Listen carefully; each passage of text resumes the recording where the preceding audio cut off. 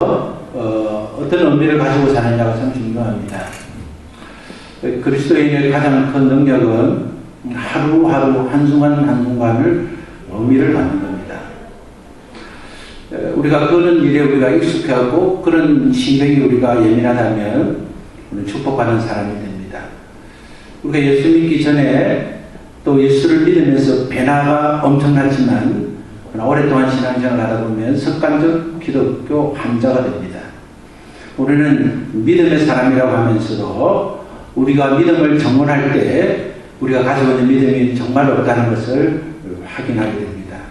마치 자동차를 운전하다가 게이지에서는 충분히 기름이 있다고 표시하지만 그러나 차가 멈춘 현상을 보면서 내 기름 게이지가 고장났다는 것을 그때 확인하는 것처럼 우리의 믿음은 언제나 우리가 기억하고 매일매일 삶 속에서 우리가 의미를 찾는 것이 중요합니다.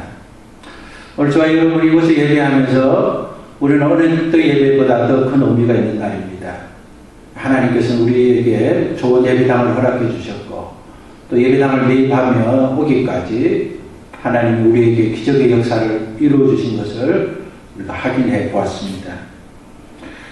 오늘은 특별히 명절을 지나고 오늘 첫 주 예배를 드리게 됩니다.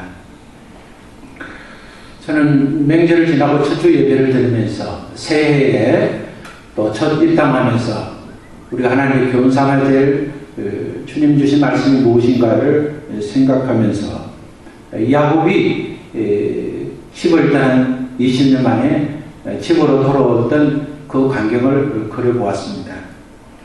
저는 20년 전에 제가 하던 사업을 도산을 하고 제가 가지고 있는 집을 정리를 하고 그렇게 나그네 같은 험준한 인생을 20년을 살다가 20년이 되는 올해에 하나님이 제가 원했던 것보다 훨씬 더 좋은 곳으로 하나님 저를 이끌어 주셨습니다. 우리가 야곱에 대한 삶은 우리가 이미 알고 있습니다. 야곱은 거룩한 욕심도 있었지만 그러나 그 거룩한 욕심을 잘못 사용하는 잘못도 있었습니다. 야곱은 둘째로 태어난 일에 불만이 있었습니다. 왜냐하면 첫째로 태어난 장자의 축복이 무엇인지를 알았기 때문입니다. 그래서 야곱은 어떻게 하든지 장자로 태어나지 못했지만 장자가 누렸던 그 복은 누리고 싶었습니다. 야곱의 이러한 욕심은 본능적 욕심이었습니다. 어머니 태중에 있을 때 아무것도 알지 못하는 그 순간에도 야곱은 태어나면서 그의 형 발꿈치를 잡았습니다. 우리는 살면서 우리가 본능적으로 우리는 잘못을 범할 수 있습니다. 우리는 좋은 말이라고 했던 말이 상대를 아프게 하는 수많은 말들이 있음을 알아야 됩니다. 우리는 친절하게 베풀었던 그 행동이 상대에게 불쾌감을 줄 수 있다는 것도 알아야 됩니다. 내가 좋은 뜻으로 하는 그뿐이라는 그 생각 때문에 내가 좋은 뜻을 했다는 그 행동 때문에 많은 사람이 다치고 힘들어할 수 있습니다. 오늘 우리가 예수 믿는 그리스도인이라고 하면서 믿는 자가 잘못된 행실 때문에 믿음을 잃어버린 자가 있습니다. 그리고 가지고 있는 믿음마저도 포기하고 싶은 사람이 있습니다. 오늘 이 시대에 우리는 어떤 교회를 볼 필요가 없습니다. 오늘 이 시대에 우리가 봐야 될 것은 우리 자신입니다. 우리 스스로를 보면서 내가 말하고 행동하는 것이 정말 하나님의 기쁨이 될 것인가를 살펴야 합니다. 야곱은 언제나 태어나는 순간부터 본능적으로 또 본능이 자라서 자기 욕구대로 살 동안에도 형이 가졌던 장자의 명분을 갖고 싶었습니다. 그는 그 기회를 늘 엿보다가 형이 배고픈 기회를 이용해서 팥죽 한 그릇을 팔면서 장자의 명분을 뺐었습니다. 우리가 살면서 어려운 욕심을 가진 건 좋습니다. 중요합니다. 저는 예수 그리스도의 자녀들이 믿음의 사람들이 자기가 주어진 일에 자족하기만 하고 도전하지 않는 것을 싫어합니다. 그래서 저는 우리 세공교회 가족은 주어진 가난, 주어진 낙심의 자리에서 일어나기를 원합니다. 그것이 진정한 믿음이고 그것이 진정한 그리스도의 삶의 태도라 생각합니다. 하나님 우리의 하나님 되심을 우리는 증명해야 됩니다. 그것은 우리의 삶의 태도와 삶의 자리에 바뀜으로 나타납니다. 과거에 행복하지 못했던 일들이 행복한 사람으로 전환할 수 있습니다. 그러나 그 동기가 아무리 좋은 동기라 하더라도 수단이 나쁘면 소용이 없습니다. 하나님께 헌금을 하는 것은 좋습니다. 그러나 빚을 내서 하는 것은 헌금이 아닙니다. 하나님 앞에 예물을 드리는 건 옳습니다. 그러나 남의 것을 부당한 방법으로 취해서 드리는 것은 옳지 않습니다. 하나님이 주신 대로, 하나님이 마음과 뜻과 정성과 행편을 주시는 대로 우리는 감화 감동에 의해서, 말씀에 의해서 훈련받는 것이 필요합니다. 야곱은 형의 약점을 이용해서, 형의 배고픔을 이용해서, 형의 결단성 없는 상태를 이용해서, 형이 분별하지 못하는 그 순간을 이용해서 팥죽 것을 팔고 장자의 명분을 얻었습니다. 야곱의 어머니도 아들을 성공시키고 싶은 그런 어려운 욕심은 있었지만, 그러나 자기 남편의 시력이 부족한 것을 이용해서 남편을 속이고 큰아들을 속여서 장자의 명분을 빼앗았습니다. 우리가 살면서 꼭 기억해야 될 것은 심었으면 반드시 거둔다는 것입니다. 시간이 지나고 에스더는 자기 동생이 그의 어머니와 함께 아버지를 속이고 자기를 속여서 축복의 명분을 빼앗았다는 것을 알게 되었습니다. 형은 분노했습니다. 어머니가 그 형을 볼 때 저 큰아들이 둘째를 죽이고 말겠다는 그런 생각이 들었습니다. 어머니는 자신이 저지른 것만큼 불안이 찾아와서 둘째 아들을 외삼촌 집에 보내게 됩니다. 야곱은 그의 어머니의 권유를 받고 어머니의 고향인 외삼촌 집으로 가게 됩니다. 어머니는 아들을 이별했지만, 잠시 이별이라 생각했지만, 그는 20년 동안 그는 고향으로 돌아올 수 없었고, 그 어머니가 살아계시는 동안 어머니를 만나지 못했습니다. 야곱이 고향 땅을 떠난 것은 아무것도 없었습니다. 그는 지팡이 하나와 여행길에 필요한 잠깐의 음식, 외삼촌 집에 도착할 동안에 필요한 음식 외에는 아무것도 가질 수가 없었습니다. 그래서 그는 장자의 명분만 얻었지 장자로서 누릴 수 있는 어떤 혜택도 갖지 못했습니다. 그랬던 그가 20년 동안 외삼촌 집에 살면서 속임이라는 무엇인가를 철저하게 공부하게 됩니다. 그 외삼촌은 자기와 그 다른 방식으로 자기를 속였습니다. 최소한 속여도 아내를 바꾸는 속임보다 더 큰 속임이 어디 있겠습니까? 그는 인생의 제2막의 시작부터 속임을 당하고 마음에 내키지 않는 아내를 아내로 맞이하고 살았습니다. 그는 철저하게 속인 자의 아픔이 무엇인가를 속인 자로서 하나님을 훈련시켰습니다. 그는 20년 동안 훈련을 받으면서 그는 하나님을 의지하였고 하나님은 그에게 많은 것을 주었습니다. 그는 4명의 아내와 12명의 아들과 1명의 딸과 많은 재산을 소유하고 귀양하게 되었습니다. 그러나 야곱은 고향길로 오는 길이 마음이 편하지 않았습니다. 왜냐하면 아직까지 자기 형과의 관계가 회복되지 않았기 때문입니다. 그는 고향에 가까우면서 그 불안한 마음을 정리하지 못하고 사람을 보내서 형의 동태를 파악하게 했습니다. 그는 소식을 들었을 때 형이 400명의 장정들을 데리고 온다는 소식이었습니다. 야곱은 400명의 장정들을 싸울 수 있는 군사 400명을 데리고 자기를 향해 온다는 소식을 들으면서 자신은 불안에 떨었습니다. 여러분, 소유가 자기를 편하게 합니까? 그렇지 않습니다. 관계가 자기를 편하게 합니다. 저는 태어나서 제 아내만큼 사랑하는 여자를 만난 적이 없고 지금도 제 아내를 사랑합니다. 그러나 아내와 어떤 문제가 생기면 그렇게 사랑스러운 아내의 뒷모습을 보기가 힘들 때가 있습니다. 아내가 달라지는 건 없습니다.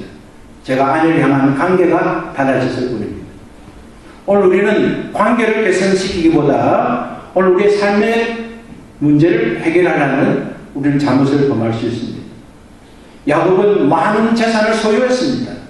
자기의 필요한 것을 모두 가지고 왔습니다. 떠날 때는 지팡이 하나밖에 없었지만 그는 거부가 되어서 고향으로 왔습니다. 그래서 그는 고향으로 오는 길이 그는 행복한 길이었으면 했습니다. 그러나 그가 기다리고 있는 그 형은 그와의 관계가 회복되지 않았기 때문에 그는 불안에 들 수밖에 없었습니다. 야곱은 모든 재산과 모든 가족을 약복강을 건너게 하고 야곱 홀로 약복강 나루에서 밤을 보냈습니다. 야곱은 모든 것을 보내고 홀로 있었다고 성경은 말씀하고 있습니다. 우리 삶에서 많은 사람이 필요합니다.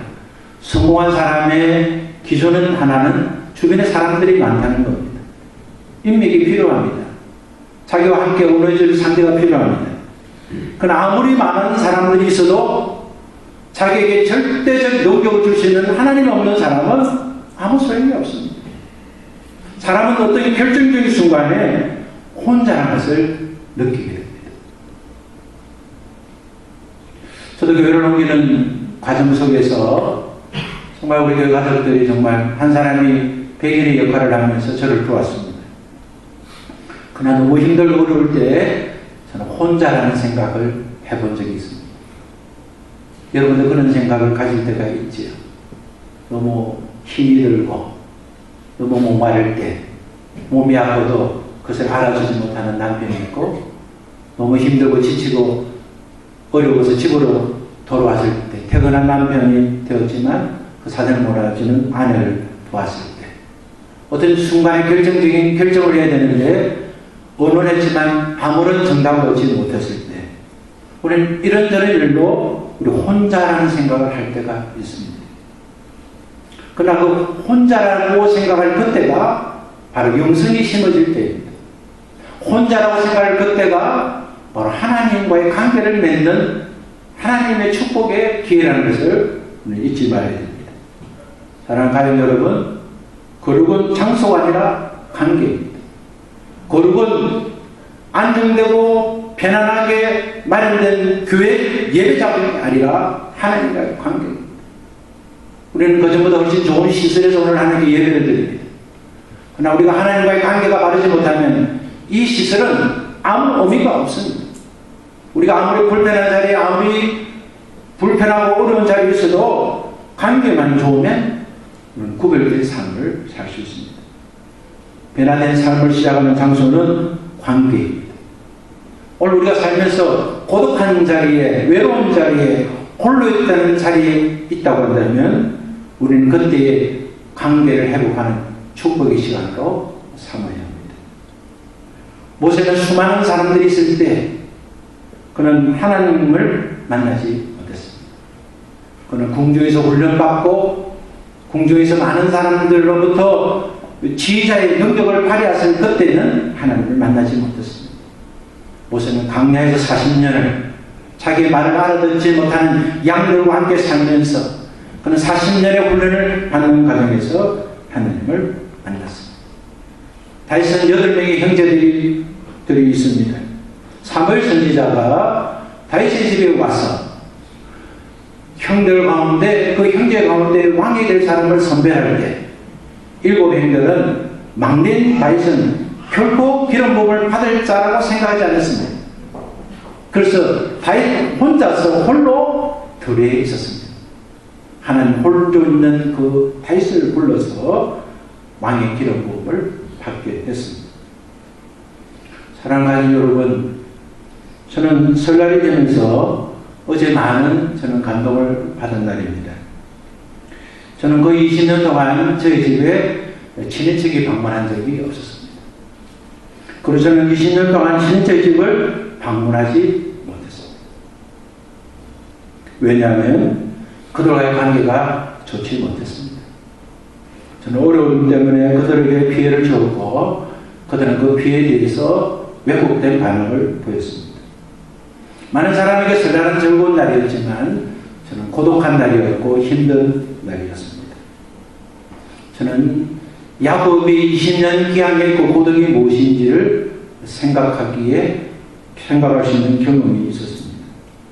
매년 설이 오면 저는 설의 증후군을 가졌습니다. 며느리가 설이 되면 시집에 대한 설의 증후군이 있는 것 이상으로 저는 증후군이 있었습니다. 만약에 저희 집에 어떤 분이 방문하면 어떡하나 하는 그런 생각도 했습니다. 그분이 설에 저희 집을 방문해서 어떤 태도를 보여서 내가 그 불편한 마음을 계속 이어가면 어떡하나 하는 두려움이 있었습니다. 그리고 어떤 집을 방문하는 것도 두려웠습니다. 제가 여기 이사 온 이후에 어제 저희 처가의 가족들이 저희 집을 방문했습니다.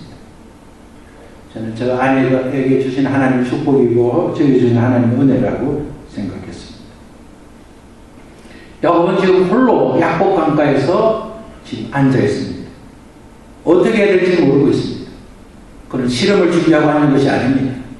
그는 기도하려고 앉는 것이 아닐 것이라 생각합니다. 그는 두려웠기 때문에, 그는 어찌할 바를 알지 못했기 때문에 그는 약복강 나루터에 앉아 있었습니다. 그때 한 사람이 나타났고 그 한 사람과 함께 실험을 하게 되었습니다. 야곱은 지금까지 살았던 근성은 붙들면 놓아주지 않는 겁니다. 그는 살았던 본능대로 이 사람은 나에게 축복을 줄 수 있겠다는 그런 본능적 확신이 있었을 것입니다. 그는 끝까지 붙들었고 날이 밝아서 실험하는 상대가 놓으라고 했지만 그는 복을 주지 않으면 축복하지 않으면 결코 놓지 않겠다고 붙들었습니다.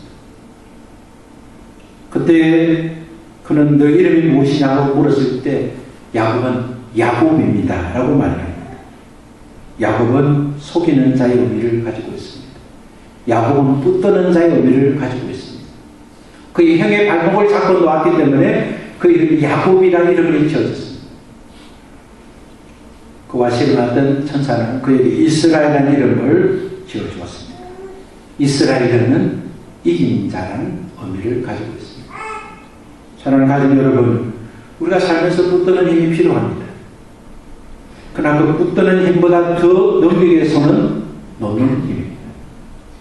우리가 어떤 것을 쥐고 있는 힘이 강한 거지만 그러나 쥐고 있는 것을 놓는 힘이 더 강한 겁니다. 우리가 어떤 상대에게 날카로운 말이 강한 말처럼 들리지만 그러나 부드러운 말이 더 강한 말이 될 수 있습니다. 아내를 내 의학적으로 아내를 내 뜻대로 이끄는 것이 강한 남자처럼 보이지만 그러나 부드러운 말로 아내를 이끌어가는 것이 더 강한 사람이 될 수 있습니다. 야곱은 그의 붙드는 힘으로 살았지만 하나님은 그것을 놓는 힘으로 살라고 말씀했습니다. 우리는 놓는 손을 믿음의 손이라 말할 수 있습니다.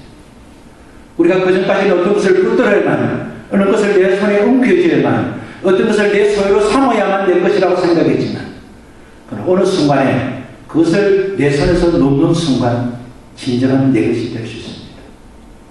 자식을 내 자식이라고 품어서 내 자식이 되는 것이 아닙니다.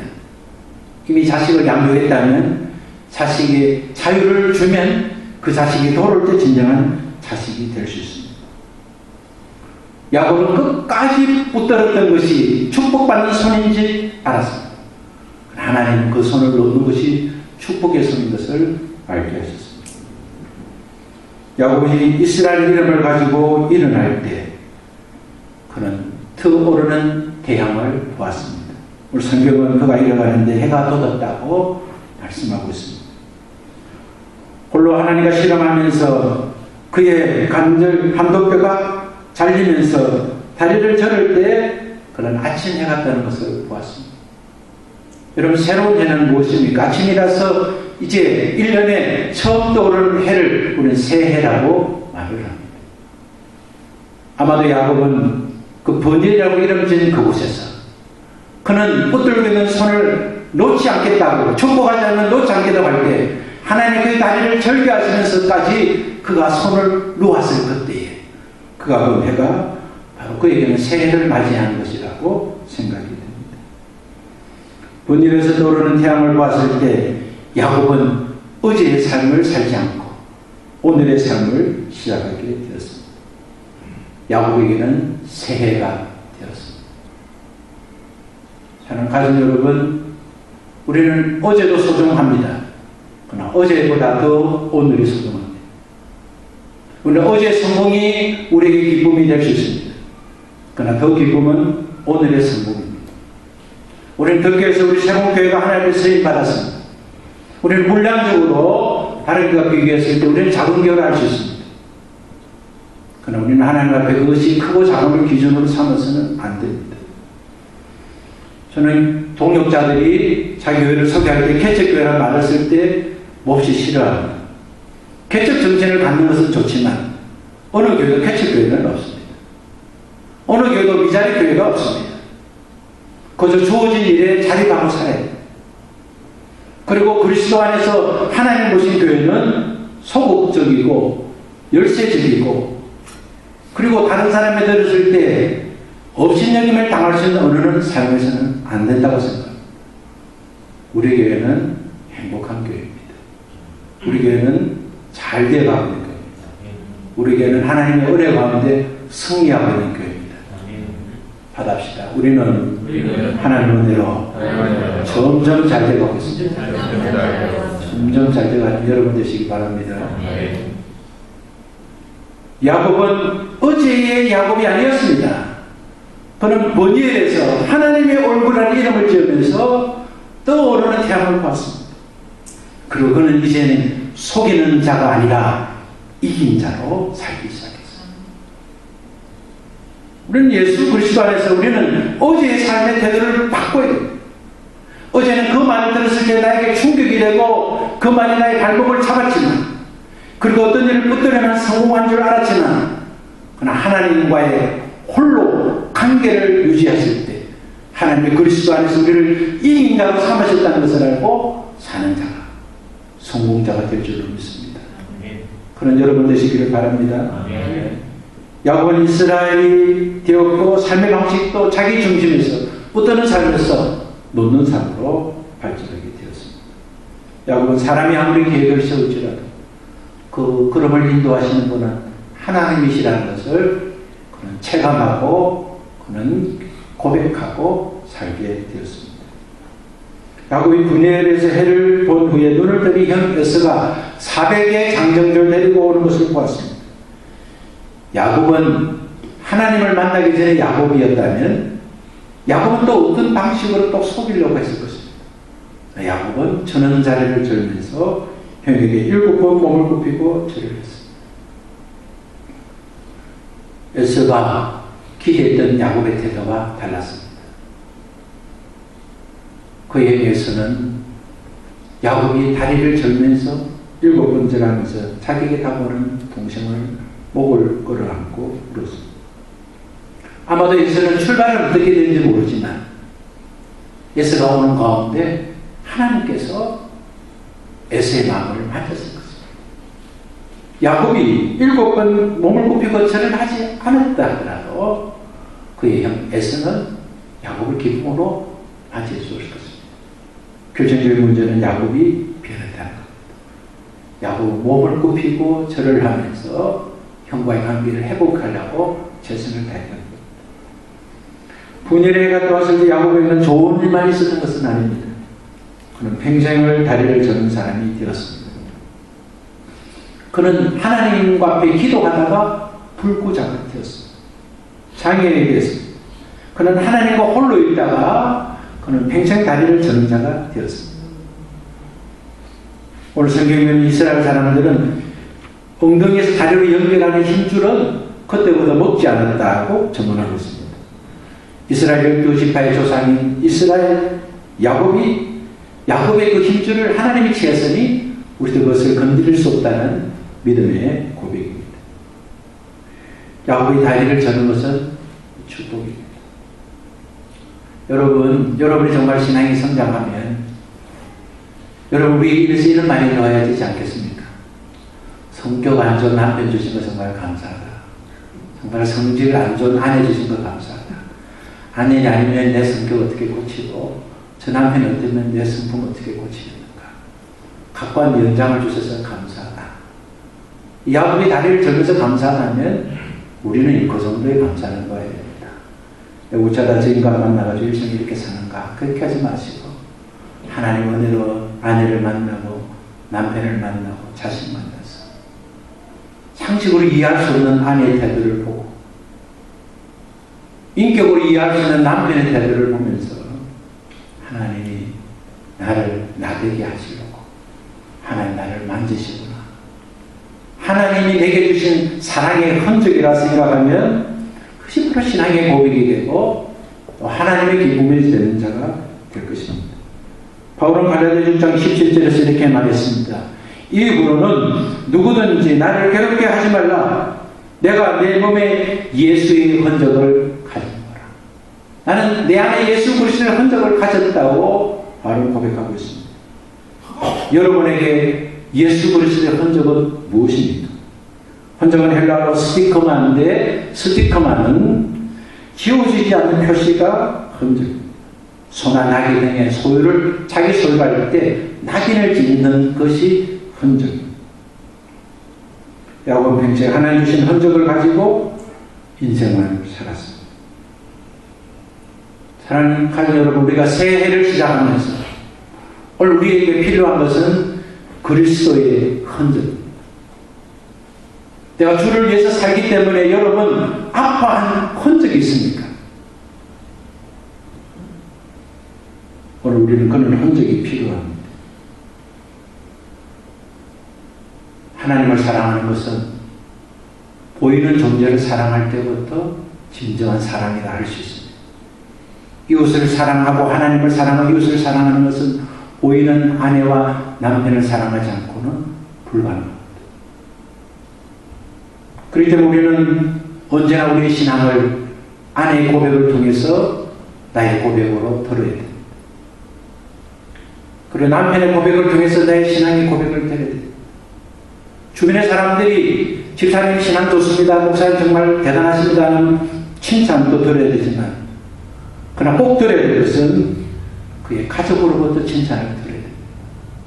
당신은 정말 그리스도인입니다는 그 고백. 아내의 삶의 태도를 보면서 정말 믿음 있는 아내라고 칭찬받는 아내여야 합니다. 믿음의 남편이라고 칭찬받는 남편이어야 됩니다. 그의 아내로부터, 그의 남편으로부터, 그의 자녀로부터, 부모로부터 들을 수 있습니다. 야곱은 그 외에도 여러 번 실수를 했지만 그러나 그는 다리를 저는 평생의 흔적을 가지고 그 인생을 살았습니다.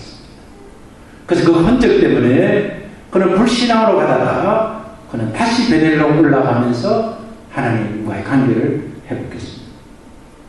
하나님 가족 여러분, 우리에게는 하나님 주신 본질이 있습니다. 우리에게 주신 하나님이 주신 본질은 하나님의 권위에 순종하는 것입니다.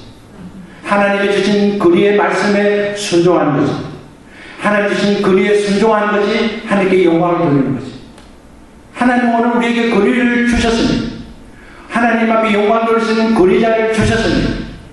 가정의 권위자는 남편입니다. 시대를 본받지 않는 것은 옷의 스타일을 바꾸고 몸의 치장을 바꾸는 것이 아닙니다. 세상 사람들은 어떻게 살든 그리스도인의 부인이라면 아내를 주인으로 모시고 살아야 됩니다. 이 시대가 되면 그렇게 살기가 어렵습니다. 그러나 그것이 말씀에 순종하는 것입니다. 오늘 이 시대에 왜 가정이 끼어집니까? 이 시대에 왜 가정의 흐름이 중단됩니까? 그것은 권위자 앞에 순종하지 않기 때문에. 우리는 권위를 회복하는 것은 하나님께 꿇어 엎드리는 것이 아니라 가정에서부터 우리의 무릎이 꿇어져야 합니다. 하나님 말씀과 권위에 순종할 때 하나님께 영광을 돌릴 수 있습니다. 예수님은 하나님 보내주신 사명의 본질을 위하여 그의 모든 삶을 드렸습니다. 예수님이 따르신 삶의 본질은 죄를 위해서 십자가에 의해서 죽으시는 것이었습니다. 죄를 위해서 죄인이 받아야 할 모욕과 수욕을 당하는 것이었습니다. 예수님의 모든 인생은 그를 위하여 헌신하셨고 예수님은 십자가에 죽으시고 죽기까지 본질을 하셨습니다.